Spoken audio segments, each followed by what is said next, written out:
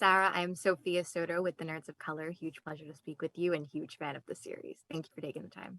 Of course, thank you. So first off, I want to jump right in. I have seen the new season and I want you to sort of tease what fans can expect from this new season, which I know is going to be difficult.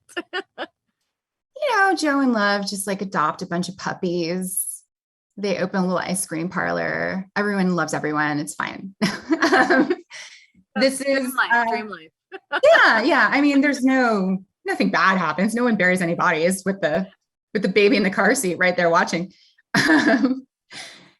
Joe and Love moved to suburbia with their baby. And so we get to do, our show is always about love, with a lowercase L or like all uppercase love, romantic love. But I think the natural evolution of that for a lot of us is getting married and maybe having children. So this is how we continue to just shove Joe further and further down the rabbit hole of what he thinks he wants. And the show, I've been watching the show since season 1, but it's blown up. I'm sure I don't have to tell you that. So what has it been like getting to see the show evolve, the show grow and turn into this popular thing? I mean, it's unreal. People are so hyped. I mean, it's always super gratifying. I mean, we're not making this work so that just our mom will watch it.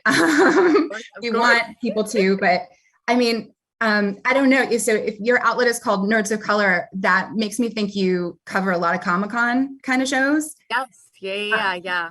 And that's been kind of my hometown for my whole career, where I've worked on a lot of shows I'm really proud of that were considered cult hits or smaller for most of their run anyway. And where, unless you were standing on the main floor at Comic-Con, you might not understand what the impact was. And I honestly, I don't value one more than the other. Like, I do this because I want to communicate with people and touch them and give them something to think about and talk about and a little bit of an escape. And if it's a small avid group or if it's like a giant group worldwide, both feel great.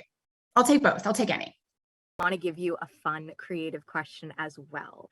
If you could give me your best and most creative season 3 tagline, what would you make it?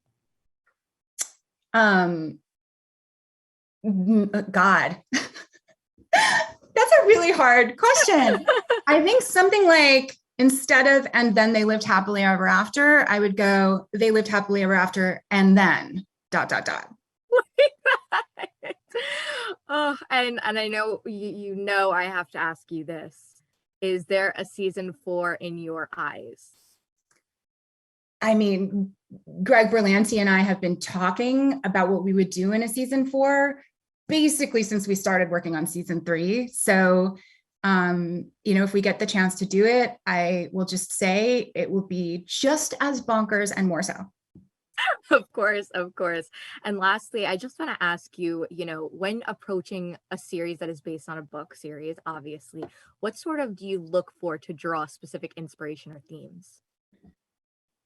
We do a lot of very close reading of the material, but the thing I pay even more attention to is just how I feel when I'm reading the book. Because when I think about being a book fan who then tunes into a TV show, maybe I'm like, God, I really wonder what color hair certain character is going to have. But more than that, I'm like, I hope this makes me feel the way the book did, that made me so passionate about it that I bought a copy for everyone I know.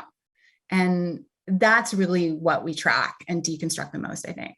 Thank you so much again for taking the time. It was such a pleasure. Huge congrats on the new season. Thank you, Sophia. Thank you. Stay safe. Have a great rest of your day. You too.